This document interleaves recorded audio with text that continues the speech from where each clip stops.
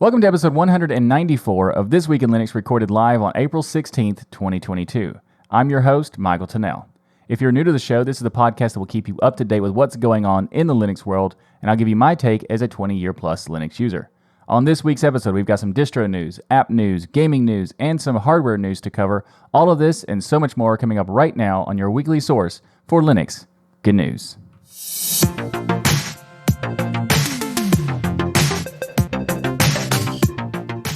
This episode of This Week in Linux is sponsored by DigitalOcean and by Bitwarden. Up first in the show this week, we have the latest release of the LXQt desktop environment, and that is 1.1.0 has been released. There's a lot of changes, so we're only going to cover the highlights. But first, we have two new application menu layouts, and this is for the start menu / main menu that you have on the panel. And they have two different new options. One is simple, that is a minimal menu layout. Another one is called compact, which is even more minimal than the simple. So if you want to see what that means, I'll have links in the show notes for that. There are details on that one. Also, there's color palette matching that they have changed to be more compatible with dark themes of the system, making it easier to achieve an overall uniformed look of the desktop environment, which is very nice. I personally use dark mode quite a bit, almost always, not always, but almost always. They've also made some changes to the directory menu. They've improved with some additional style options, and they've also changed some default settings of the desktop environment. Now, they actually say, and I quote, "Most distributions will ship their own settings, but nevertheless, we improved the default look." Here's the changes they made. First of all, they made the main menu search is now cleared after an action is performed. This is good because there was previously that if you did a search, the text that you searched for is still there, so you have to clear it out and then do another search. So I'm glad to see that they have made that, because it's going to be a lot more convenient for the user. They've also changed the way, the look of the taskbar buttons. They've also made it where home, network, computer, and trash icons are shown on the desktop by default for those who like to use their desktop. They've also changed the default theme, wallpaper, and icons to a new, more modern feel for the LXQt desktop environment. They've also made some changes and improvements to the color picker panel widget, which is for basically being able to select anywhere on the screen and getting the hex code for that color, which is good for people who do design and stuff like that, such as myself. So I was happy to see that. They've also got a lot more that is in this release, and if you'd like to learn more about this release of LXQt 1.1.0, link in the show notes. Up next in the show is some really interesting news from the SUSE team, and this is a next generation of SLE, or SUSE Linux Enterprise. Now, it's been 4 years since the introduction of SLE 15, or SUSE Linux Enterprise 15, and SUSE is now working towards the successor, and it seems there will be some big changes.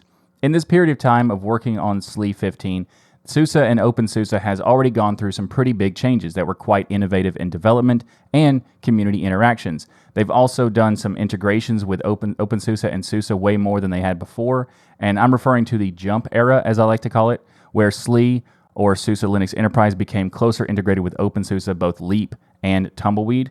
And we covered this much more detail in a previous episode. If you'd like to learn more, I'll have that linked in the show notes. There are reports that this will be some maybe radical changes for the technology and design with their new adaptable Linux platform for SLE, as they are working on this next generation of the SUSE Enterprise operating system.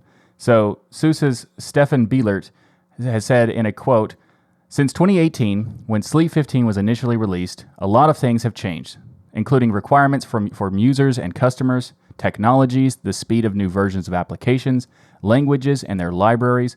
Also, the connection between Leap and SLE has changed, and while some bits and pieces got better, we firmly believe we can do better. SLE 15 is a great general-purpose operating system, yet challenges with some use cases. Now, places of deployment and the type of enhancement requests show that it's time for a successor." Now, we do not have a ton of information and details about what's being changed, but they have elaborated a little bit on this on their mailing list. So a quote from the mailing list says, "First and foremost, ALP will be developed in the open. We're not going to put the pieces together internally and then share outside as in the past. We are creating and building in the OpenSUSE build service and a project next to you. You get to see what is going on and participate more easily." I think that it's very cool to have this open approach to doing the development. I think that's really interesting. So I want them to do that regardless of where they go in the future of the next generation or not. But let's go back to the quote. "Another important point is that we intend to split. Everything is closely intertwined into two parts. One smaller hardware enabling piece, a kind of host OS, and then another layer providing and supporting applications, which will be container and VM based. You might say, this is very generic, can you tell us more? Of course, in the upcoming weeks, more and more will crystallize, and we will share as quickly and as regularly as possible. So the question of this seems very generic. Can you tell us more? No, but in a couple weeks we will. That's what that really means. But it's kind of funny. Anyway, this is just a first heads up to inform you that we are in the process of setting everything up, from projects to feedback channels, from documentation to testing. So this is really interesting because, well, in my opinion, this concept is, it's cool, but I feel like it doesn't cover all the bases for what SUSE ecosystem targets. For example, this might be great for an enterprise server or maybe even a workstation desktop where you deploy it in an enterprise setting for hundreds or thousands of users, or for IoT deployments for that matter. However, I feel like this isn't ideal for most other use cases. Due to the integration of SUSE and OpenSUSE, then I assume that this would mean that OpenSUSE Leap would also adopt this model. And personally, I don't think that that's the best approach for a desktop offering. I really like the idea of the microOS options that SUSE has, but it sounds like this is a merge of microOS into SUSE. And while that might be good in some use cases, in my opinion, it could be a negative to other use cases. So I'm not really sure exactly how I feel about this at the moment, but there are some benefits to it. There are also some negatives I can see. So it just depends on what more crystallizes in the future. So if you'd like to learn more about the current state of what the next gen of OpenSUSE or SUSE Linux Enterprise will be, I have links in the show notes. Up next in the show, MX Linux 21.1 has been released. This is the first point release of the MX Linux 21 series. It has bug fixes, kernel updates, and application updates. It's based on Debian 11.3. So MX Linux 21.1 brings back the disk manager utility to the ISO images, adds various improvements to the installer, updates many of the pre-installed packages, and introduces the MX Samba config utility for those who want to configure Samba and CIF shares. The biggest thing, I think, is the most important thing about this latest release is that the AHS version, or the hardware enablement version, has Linux 5.16 included in this latest release. If you'd like to learn more about MX Linux or check out the latest version of MX Linux 21.1, I'll have links in the show notes. This episode of This Week in Linux is brought to you by DigitalOcean. Cloud computing can be, let's say, complex, but standing up reliable, affordable cloud infrastructure really doesn't have to be. At DigitalOcean, you can enjoy a comprehensive portfolio of compute, storage, database, and networking products that put your cloud infrastructure in capable hands so you and your team can get back to doing what matters most, building world-changing apps that grow your business. And with DigitalOcean, you also get predictable pricing, robust product docs, and services that developers love. That's DigitalOcean. So get started at DigitalOcean by going to do.co/tux2022. And also with DigitalOcean, you get support at every stage of growth, from teams of 1 person to teams of 1,000 people. With simple, powerful cloud computing, you can get growing at DigitalOcean. And as a listener of the This Week in Linux podcast and a member of the DLN community, you can get started for free. Like I said, go to do.co/tux2022. But you're not just getting started for free. They're actually going to make it even better for you because you get a $100 free credit when you go to that URL. That's do.co/tux2022. So again, get started with your $100 free credit on DigitalOcean's awesome cloud platform when you go to do.co/tux2022. And I want to thank DigitalOcean for sponsoring this episode of This Week in Linux. Up next in the show is the latest release of OpenRazer 3.3. For those unfamiliar with its application, OpenRazer is a community project providing open source Linux drivers for various Razer devices, from their keyboards and mice to headsets and other peripherals. Razer doesn't provide configuration software themselves, unfortunately, but this is yet another example of how awesome the Linux community is, because this was a community project created to support the devices anyway, which is awesome. OpenRazer 3.3 adds support for some newer Razer products, quite a few actually. There's the Basilisk V3, the Huntsman Mini, the Huntsman V2, the Blade 15 and the Blade 17, the Raptor 27, a lot more. If you don't know what these are, we'll have links in the show notes for more details and also the full list of all the devices that are now supported. Also, OpenRazer 3.3 has a number of bug fixes and other minor improvements for these Razer devices on Linux. And also, if you've never used OpenRazer, or you're curious about it and you have a Razer product, or you don't have a Razer product but are interested in getting one, then you can check out the FPL article for Front Page Linux that is talking about how to control your Razer devices on Linux with OpenRazer.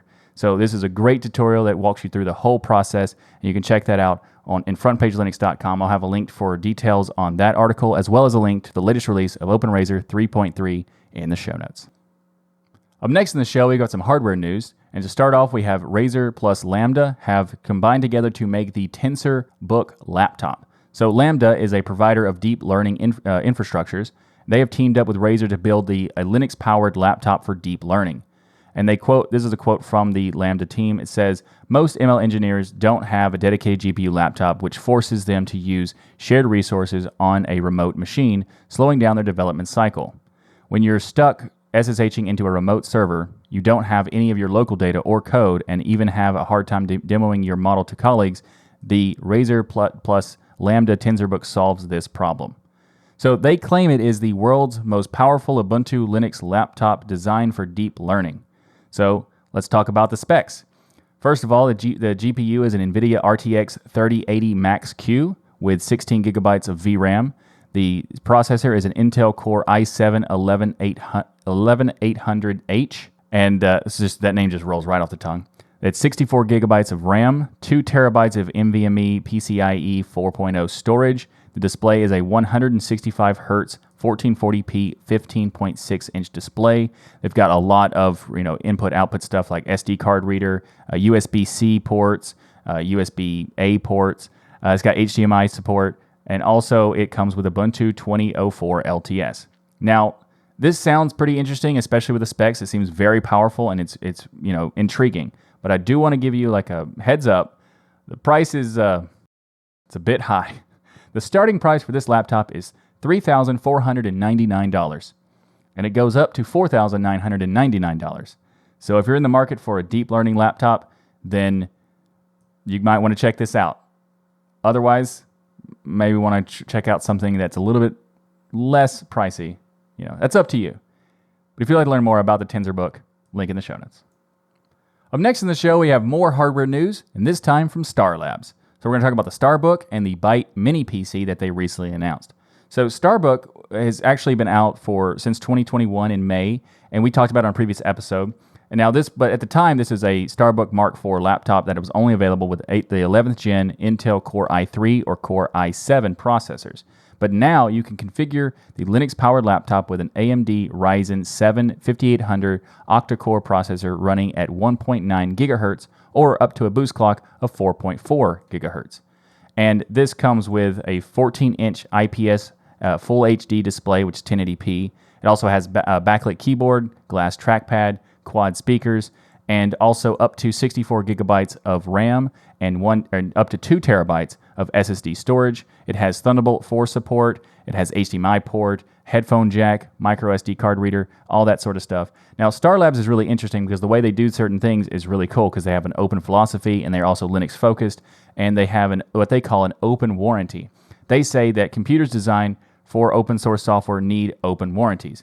Our 1-year limited warranty allows you to take your computer apart, replace parts, install and upgrade, use any operating system you want, and even upgrade your firmware, all without voiding the warranty. So that is very cool. And speaking of firmware updates, they have updates for the BIOS, embedded controller, and SSD. They're just a click away with the power of the Linux Vendor Firmware Service, or LVFS. They also have a wide variety of distros you can choose from as a default install. You don't have to just pick one. I think there's at least 6, maybe more. But that's really cool. So if you are looking at a laptop and you're interested in getting one that has AMD power, you can check out the StarBook Mark IV with AMD. Also, let's talk about the next product from StarLabs, and that is the Byte mini PC. So the Byte mini PC has some really good specs for this product.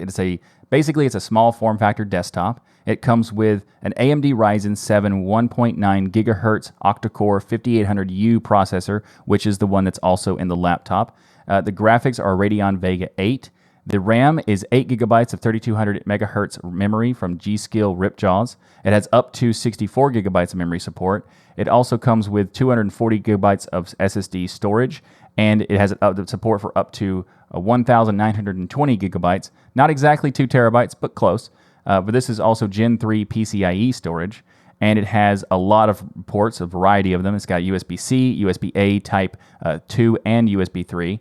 There's 4 overall total USB-A ports, and there's 2 HDMI ports. There's also an Ethernet jack, which is actually an unsung hero for these products, usually these days, because I always want to have an option for that. It also comes with a micro SD card reader on the side. It has VESA compliance, which means you can mount it on the back of a monitor, all sorts of good stuff. And the starting price of this product is $793 USD.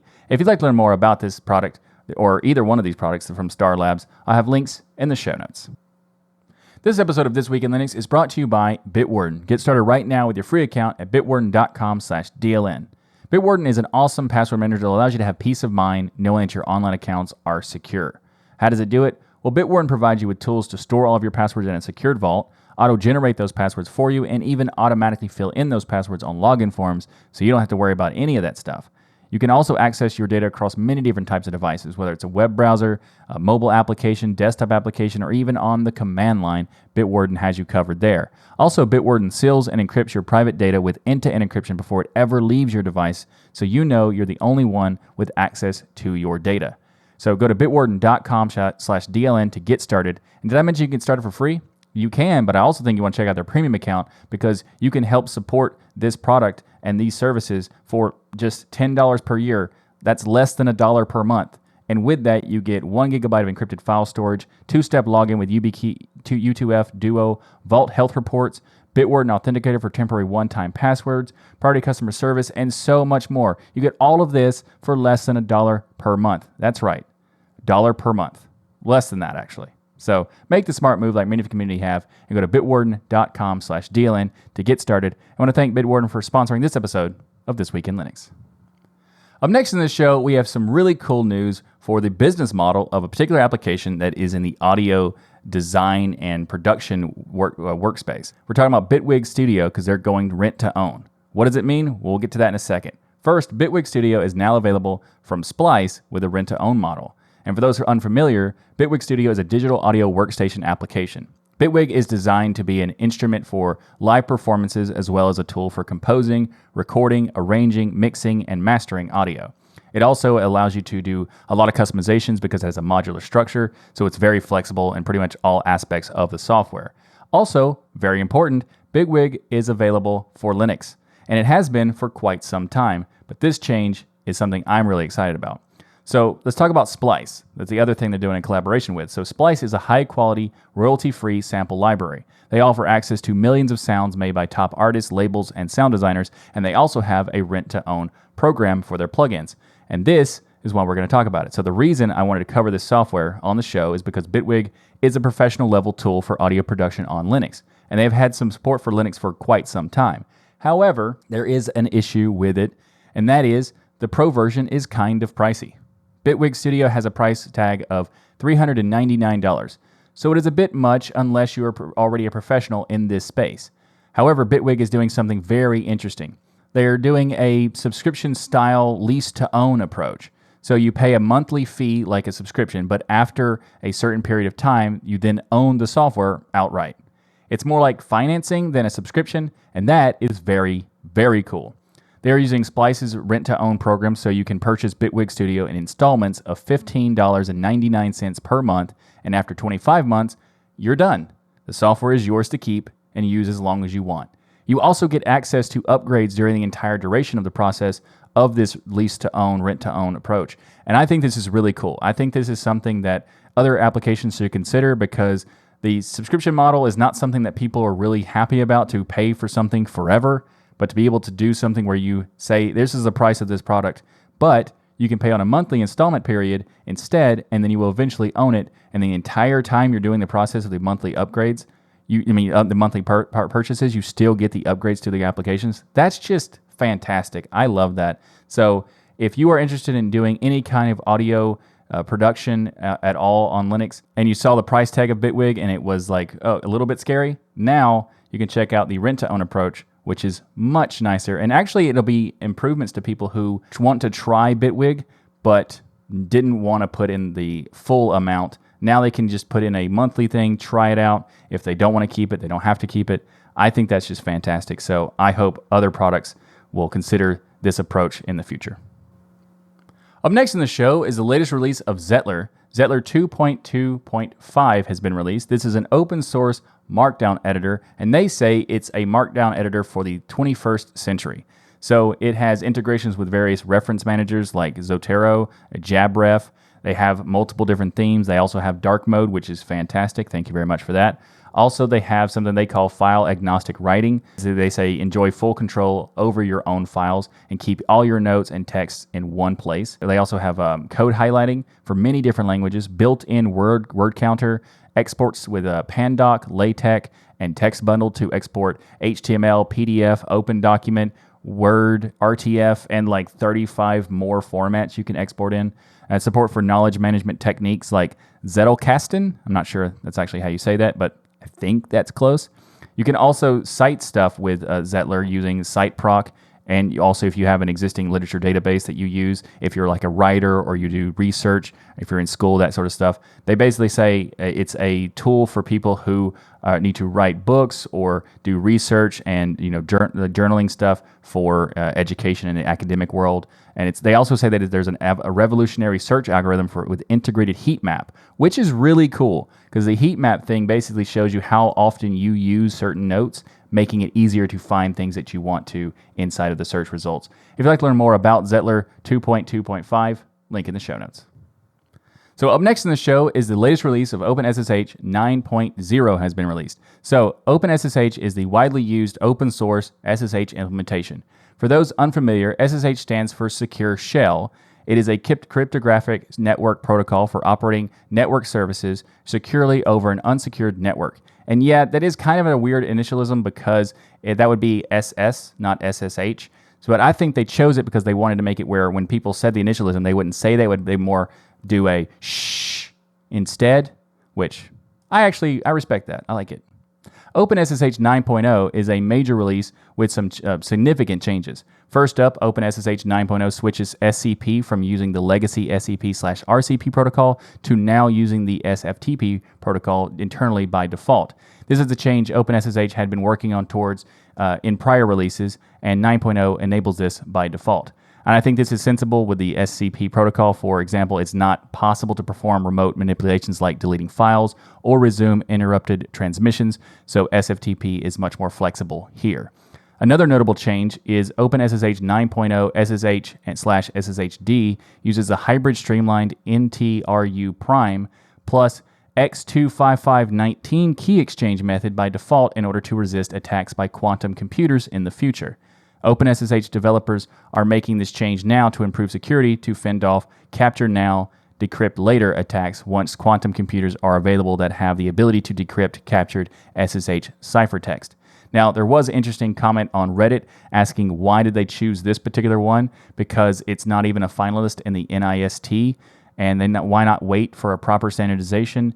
There's not really full information about why they chose this particular one, but someone said that they think that it's an immediate stopgap against quantum attacks. Not sure why they didn't pick one of the finalists, but they said that I imagine they will update this after the standard has emerged, and that's a good thing to note that they are actually putting effort into the quantum computer attacks that have not started yet because they're not really easily available, but eventually will probably happen. We don't know when, but they're coming at someday. So it's good that they're already putting work in to make sure that they're having some support against those. So if you'd like to learn more about OpenSSH 9.0, link in the show notes. Thanks for watching this episode of This Week in Linux. If you like what I do here on this show, please like that smash button and be sure to subscribe. If you'd like to support the channel and the show, we have multiple ways to contribute via Patreon, sponsors, and others. You can learn more by becoming a patron at tuxdigital.com/contribute. And if you do become a patron, you can join me during the live stream in the recording stadium to discuss stuff between topics and also just hang out every week after the show in the patron-only post-show.